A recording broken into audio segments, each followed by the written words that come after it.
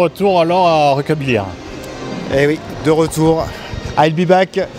Il n'y a pas que moi, il y a toute l'équipe de Galaxy Vésubie. Donc vous voyez autour le retour de la convention Roquebillière SFF Fantastique 2024. Voilà, c'est pour ça que sur l'affiche on a mis un phénix, parce que c'est vraiment la renaissance. Après les tempêtes, après tout plein de choses qui nous ont empêché de faire la convention, voilà, on revient et on est très très heureux parce qu'il y a plein d'animations, il y a plein d'associations qui sont venues, qui sont revenues, des gens qui voulaient venir, qui étaient déçus de ne pas pouvoir venir, qui sont là, des associations qui viennent même de très loin. On a des gens de Gap, on a des gens de Marseille, on a des gens de Dijon, voilà, qui sont là pour le plaisir de venir à Roquebillière SFF Fantastique et c'est un régal, c'est un régal. Alors, Roquebillière SFF Fantastique, c'est quoi? C'est une manifestation sur le fantastique. Fantastique dans le cinéma, la littérature, on a des écrivains, on a des illustrateurs et c'est sur aussi toute la culture geek, de la pop culture. Voilà, les fans de cinéma, ils peuvent trouver leur bonheur ici. On a des affiches, on a des dessinateurs, on a du sabre laser en démonstration, vous pouvez essayer du sabre laser. On a des fans de SF qui viennent avec des maquettes, qui viennent avec des voitures. On a aussi 2 voitures dehors, on a la voiture de la DeLorean, on a la voiture du film Drive, on a énormément de choses, on a de la vente. Attention parce qu'il y a des gens qui font des bêtises derrière. Voilà, on a plein de choses, on a des bijoux, on a des DVD. Voilà, ce stand-là nous fait très plaisir de venir, c'est la première fois qu'ils viennent ici à Roquebillière. On a des jeux de société, des jeux de plateau, etc. Voilà, tout autour de la culture geek, de la SF, du fantastique, du manga, du dessin animé. C'est très varié. Voilà, dans 1000 m², on a 1000 m² en intérieur, plus 300 m² en extérieur. Voilà. Et surtout, notre fierté, c'est que tout ça, c'est gratuit. On est une association, on se démène pour que tout ça soit gratuit, pour que le gamin qui n'a pas 2 € dans la poche, il puisse rentrer, participer à des ateliers, faire de la peinture sur figurine, repartir avec une petite figurine qu'il a peinte. Voilà, voir des acteurs. On a une invitée qui est là, qui est Chantal Barouin, qui est une comédienne de doublage, qui a travaillé dans énormément de séries, qui a fait des séries françaises en tant que comédienne, mais qui a fait beaucoup de doublage, notamment Bo-Katan dans la série Le Mandalorien. C'est plutôt à ce titre-là qu'elle est là. Elle a fait des doublages de manga aussi, Erza Bridger dans Scarlett. Donc vous pouvez trouver votre bonheur ici.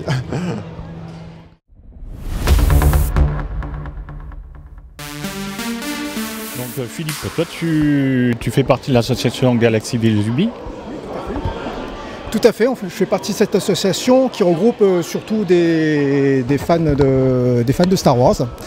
Donc parmi ces fans de Star Wars, il y a des constructeurs de robots dont je fais partie. Voilà, donc je fais partie du club R2D2 Builders, dont le but est de recréer en fait le R2D2 tel qu'il existerait, tel qu'on le voit dans les films. Parce que dans les films, vous savez, il y a beaucoup d'artifices de cinéma qui sont utilisés pour animer le robot. Et nous, en fait, on essaye de recréer vraiment ce robot-là pour qu'il devienne réalité. Voilà, donc ça prend un certain temps. Donc au niveau du club, c'est un club qui est sur Internet, donc c'est un club qui est ouvert et gratuit, ça c'est très important, on partage tous les fichiers. Et surtout, on a un membre qui est très important au niveau du club. Un jour, il est venu au club, il s'est présenté. Il travaillait chez Lucasfilm et il a demandé à sa société s'il avait l'autorisation d'aller mesurer les dimensions des robots qui ont été utilisés dans les films d'origine. Donc il a accès à 5 de ces robots, il a fait les mesures et il nous a fait des plans, ce qu'on appelle des blueprints. Ce sont des planches sur lesquelles il y a toutes les cotes des robots. Et donc on a les dimensions exactes de ces robots. Et à partir de là, on peut les reproduire avec les moyens que l'on a. Donc là, on est avec, on va dire, le personnage principal de Star Wars. Un des personnages principaux de Star Wars. C'est le personnage principal de Star Wars, puisque c'est le seul personnage qui est dans tous les épisodes de Star Wars. C'est bien sûr R2D2. Voilà, donc d'ailleurs ce R2D2 est très spécial. C'est le seul qui est retourné sur les lieux du tournage en Tunisie. Donc il a participé, il est retourné sur le lieu du tournage et il a rencontré beaucoup d'acteurs de la trilogie. Et si vous passez derrière, vous avez une trappe sur laquelle il y a tous les autographes des gens qu'il a croisés. Et je vous invite à vous rapprocher. Donc par exemple, ici, vous avez la signature de C3PO, qui est joué par Anthony Daniels. Alors, on va parler des robots qui sont au fond, donc on va passer par... On va rester là. Alors, à droite, on a le robot qu'on voit chez Jabba the Hutt. C'est celui qui est un robot un peu méchant qui torture les autres robots. C'est pour ça qu'il a les yeux rouges. Quand on va s'approcher, ils vont s'allumer. Et après, en fait, sur la gauche, il y a deux autres robots qu'on voit maintenant dans la dernière série Star Wars Mandalorian. Donc il y a le robot IG-11, qui est un robot assassin, qui a ensuite reprogrammé pour protéger le petit Grogu. Voilà, donc... Et à côté, il y a le robot qui est une sorte de majordome dans le palais de Bo-Katan. Après les robots, retour à la réalité avec une école qui apprend le maniement du sabre laser.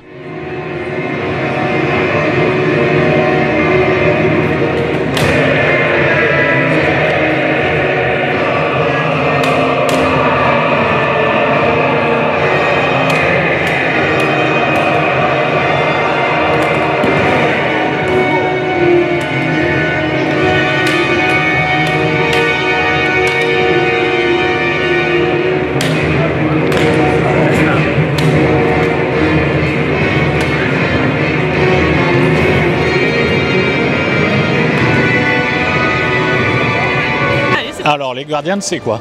Alors, c'est une école de combat au sabre laser affiliée à la Fédération française d'escrime.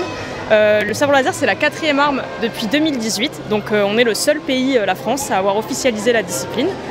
Voilà, donc nous, on est basé à Cannes et on pratique autant le combat sportif que le combat chorégraphié. Parce que là, ça ressemblait plus à un spectacle, on va dire. C'est ça. En fait, là, ce qu'on a montré, c'était donc de la chorégraphie. Tous les coups sont préparés. C'est comme une danse, en fait. Et ce qui n'a rien à voir, du coup, avec le combat sportif, où là, ça va être à la touche. La personne qui arrive le premier à 15 points, en fonction des règles mises en place par la Fédé. Ok. Et là, en plus, si on veut rentrer, j'ai vu qu'il y a des tout petits aussi. Il y a des tout petits aussi qui viennent? Alors, le sabre laser, il est accessible à partir de 7 ans. Malheureusement, à Cannes, on prend qu'à partir de 16 ans parce qu'on n'a pas trouvé les créneaux pour ouvrir un cours enfant. Mais bien sûr, le sabre laser peut être pratiqué dès le plus jeune âge. Et c'est pas des vrais sabres laser finalement? Alors en fait, le sabre, il est fait en polycarbonate. Enfin, en tout cas, la lame du sabre, elle est faite en polycarbonate. Donc c'est la même matière que les boucliers de CRS. C'est pour ça qu'en combat sportif, en fait, on va être équipé comme le mannequin qui est tout là-bas. Donc on va être grimé de la tête aux pieds, casque d'escrime, plaque occipitale, plastron de hockey sur glace. Pour les femmes, on a un bustier coquet. Les hommes, la coquille anatomique. On va avoir les coudières, genouillères, protège tibia. Et l'os, en fait, contre la lame, c'est l'os qui va craquer.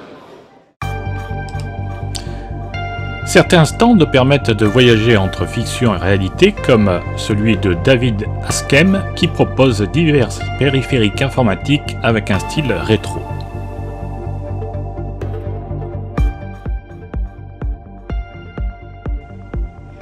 Ici, Chantal Barouin, actrice, mais également comédienne de doublage français, entre autres pour les personnages de Bo-Katan dans la série Mandalorian, ou Yara Greyjoy dans Game of Thrones.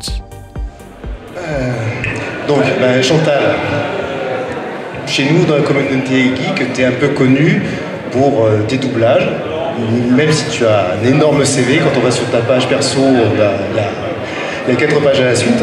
Donc, est-ce que tu peux te présenter et dire par exemple où on a pu te voir et surtout t'entendre? Oui, alors moi je suis comédienne depuis presque 30 ans et je fais du doublage depuis 27 ans. J'ai commencé par le théâtre. En fait, pour la petite histoire, à 12 ans, moi je voulais être Louis de Funès. Voilà, bon, je suis assez vite passée à autre chose. J'ai commencé par le théâtre, où souvent il y avait plus de comédiens sur scène que de spectateurs dans la salle. Donc j'ai joué pas mal de pièces, puis à un moment donné, je me suis dit, bon, faut peut-être que j'aille explorer d'autres choses. Et là, il y a en fait un ami qui m'a appelé pour prendre de mes nouvelles et qui m'a dit, mais pourquoi tu ne fais pas du doublage? Et à l'époque, le doublage, c'était vraiment le parent pauvre du métier de comédien. C'était assez mal vu, alors que maintenant, c'est extrêmement à la mode. Voilà, maintenant, tout le monde veut faire du doublage. Mais je rappelle que pour faire du doublage, il faut être comédien. Voilà, Oui, toujours. ça s'improvise pas. Non, si tu n'es pas comédien, ça peut faire la blague sur 2-3 phrases, mais après tu vas galérer. Voilà. C'était une de mes questions suivantes. Pardon, je suis désolée. Non, vas-y, tu me fais gagner du temps comme ça. Vas-y. Allez, alors les questions sont un peu hétéroclites, hein, ça se suit pas, il n'y a pas de fil. Ah mais c'est ça qui est bien, non, c'est super, vas-y. Donc, alors, est-ce que les rôles que tu interprètes sont des rôles qui te ressemblent ou est-ce que tu joues n'importe quel rôle, comme par exemple une fois tu as joué un dinosaure? Oui, oui, non, il me ressemble plus ou moins. Plus ou moins. J'ai joué un dinosaure mauve qui bégayait. C'est ça, tu t'es très bien renseigné hein, quand même. Je sais tout, je suis allé sur le parc. Non, mais ça me ressemble plus ou moins en fait. Mais c'est vrai que j'ai eu la chance d'interpréter pas mal de rôles de femmes fortes, que ce soit Erzat dans Fairy Tail ou Bo-Katan dans Mandalorian. Voilà. Après, j'ai la chance aussi qu'on me propose des rôles très différents. Donc ça, c'est ça qui est super agréable en doublage parce que contrairement au théâtre ou au cinéma, tu n'es pas rattrapé ni par ton âge ni par ton physique. Donc voilà, du coup je peux explorer plein de choses différentes. On joue différemment à la barre de doublage ou devant une caméra? Est-ce qu'on ne surjoue pas un petit peu quand on est en doublage? Alors ça dépend quoi. Tu joues différemment si tu tournes ou si tu fais un doublage, parce que quand tu fais un doublage, tout a déjà été fait. Par exemple, dans Mandalorian, Katee Sackhoff, que je double, elle a tout fait. Moi, j'ai juste à être le plus fidèle possible à son travail. En plus, quand tu travailles pour Disney et pour Star Wars, c'est vraiment super carré. C'est-à-dire que tu colles, mais à 100% à la VO. Tu vois, tu n'as pas beaucoup de part de créativité toi-même. Il y a un cahier des charges très précis. C'est très très précis. Après, quand tu fais du dessin animé, c'est un peu différent. Tu vois, t'as un peu plus de liberté, mais pas tant que ça.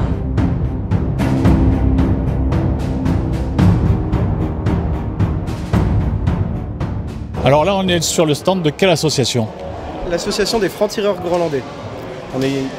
On est une association d'airsoft et de reconstitution historique.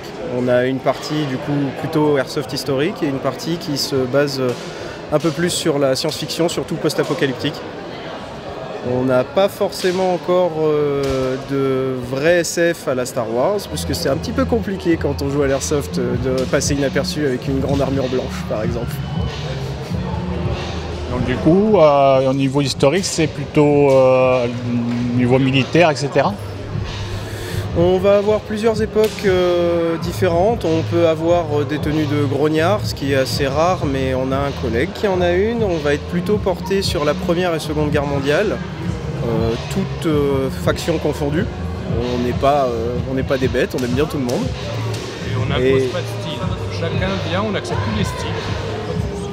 C'est ça, complètement. On apprécie des styles un peu plus anciens qu'on voit moins souvent en fait, voilà. La plupart des joueurs en fait sont souvent en moderne. Ouais, en moderne. 70. Et on essaye de ressortir ou de remettre un peu au goût du jour des anciennes tenues, voilà. Tout simplement, donc là, style allemand. Rappelez-moi un peu comme ce que vous portez. Style allemand Seconde Guerre. Là, c'est un camo Splinter B, qui était plus côté IR, côté armée régulière en fait. Voilà, après il y a des mélanges un peu hétéroclites. Mais... Voilà, mélange complètement hétéroclite. Hein, j'ai récupéré tout ce qui restait dans le garage finalement pour faire à peu près. Non, mais si, faire à peu près Première Guerre mondiale. C'est du Première, français. Seconde Guerre mondiale. Ouais, ça c'est français de mémoire. Français. La veste aussi. Tout est français, mais alors après au niveau de l'époque, il y a un peu, oui, voilà, un peu du mix. Ouais, ça mixe un peu, après, quoi. Les tenues sont pas 40. Non, peut-être un peu plus, peut-être années 50, je pense. Années 50. Plus. Oui, voilà. Un chapeau. Bah ça vient bien en fait un peu avec l'esprit post-apocalyptique où entre guillemets on essaye de faire avec ce qu'on trouve entre guillemets. Oui, en gros c'est plus souvent ça l'airsoft, hein, voilà. On va pas se mentir. On fait avec ce qu'on trouve et puis voilà, ça passe. Hein. La plupart du temps ça passe. Bah écoute, moi c'est pareil, j'ai fait un peu les fonds de placard aussi, hein, mais bon. Oui. Faire une tenue Fallout au final, un bon gros veston en cuir, un bon vieux pantalon style années 40 de la Verre, repiécé. Et au final, avec peu de choses, on peut arriver à faire une tenue qui est assez sympathique. Bon, après, il y a quand même le Pip-Boy qui rajoute son petit côté sympathique. Mais c'est vrai qu'on n'a jamais été trop regardant, on n'est pas strict sur les tenues, on aime bien que les gens viennent pour le fun, on aime bien que les gens viennent pour s'amuser surtout. Après, on a une partie qui est beaucoup plus reconstitution historique, où là, par contre, ça va être strict parce qu'il va y avoir aussi des uniformes à devoir conserver de manière propre. Voilà, comme monsieur. De douanier, après Première Guerre, avec le brelage, la musette, képi évidemment, et on a aussi la réplique du MAS 36 français. Voilà, donc réplique d'Airsoft, comme on peut le constater, rien de réel, mais réaliste.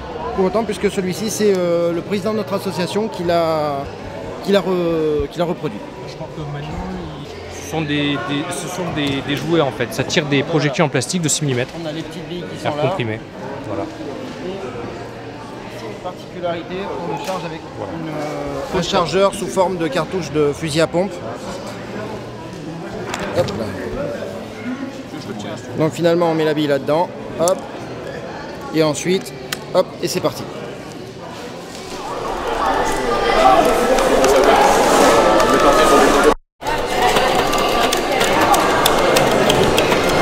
Alors, Arcade Design, vous nous faites retomber en enfance, on va dire. C'est ça, exactement. Je fais retomber en enfance tous les passionnés du rétro gaming. Donc c'est important d'avoir ça en tête, parce qu'on se rappelle des salles d'arcade de l'époque. Et aujourd'hui, Arcade Design, on est basé sur Nice, et on a surtout envie de faire partager notre savoir et notre envie d'avoir ces machines à la maison. Parce que c'est pour les particuliers, mais aussi pour les entreprises qui veulent mettre leur logo, leur fanion sur leur machine. On peut tout faire.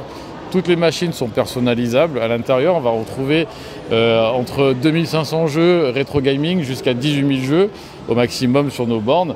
Donc on a vraiment une panel complète avec les consoles de salon qui se mettent directement, qui se branchent sur une télé, ou les bornes d'arcade avec la version premium avec la cave à vin et le frigo en dessous, où on a quand même un objet vraiment atypique.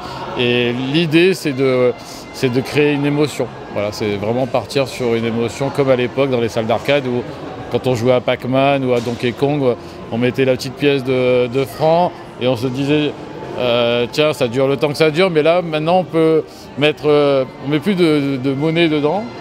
Et on peut jouer des heures et des heures à tous les jeux de l'époque. Nous prenons maintenant la direction d'un autre jeu inspiré d'une célèbre émission télévisée. Fox Mulder ou FBI. Le mec au gros nez, celui qui sort avec la rousse canon, Colombo ou le Martien.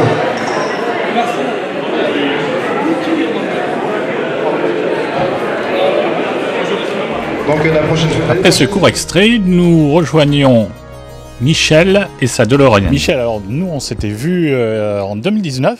Eh oui, il y a quelques années déjà. Ça fait un petit moment qu'on n'a plus pu revenir ici. Mais c'est sympa de pouvoir revenir, de retrouver les belles montagnes et puis les amis et tout ça ici. C'est vrai que c'est sympa.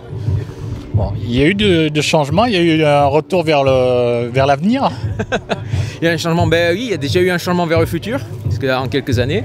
Et puis un changement de la voiture aussi, où il y a quelques accessoires en plus depuis la dernière fois. Et puis la voiture qui a été, j'ai pas mal travaillé dessus. J'ai été, il y a quelques semaines, j'étais au concours d'élégance de Nice, qui était très sympa. Et donc pour l'occasion, c'est vrai que j'ai pas mal travaillé sur la voiture. J'ai refait les peintures des pare-chocs avant-arrière, j'ai refait, voilà, beaucoup de boulot pour que la voiture soit la plus belle possible. Et depuis que j'ai la voiture, je pense qu'elle n'a jamais été aussi belle que maintenant. Voilà. Il y a eu des changements aussi au niveau vestimentaire. Là, la veste, le blouson, il ne me semble pas que tu l'avais la dernière fois. C'est la veste et le blouson du futur, hein, maintenant qu'on y est. Voilà, non, c'est vrai que c'est la veste est nouvelle. Et puis voilà, on essaye de trouver des trucs un peu nouveaux à chaque fois, d'évoluer. Là, on a dépassé la date en fait qui est dans le film, il me semble. Et oui, parce que ce qui est fou, c'est de se dire qu'en fait, ils allaient dans le futur en 2015. Et 2015 maintenant c'est déjà tellement loin. Et maintenant il y a, si je ne me trompe pas, il y a plus d'écart entre maintenant et le film de 1985 que quand en 1985 il retourne en 1955. C'est incroyable de se dire ça quoi. Voilà, l'espace temporel est fou. Bon, eh ben, je te remercie. Avec plaisir. Allez. Et à une prochaine fois, voilà. Dans le futur. Ouais.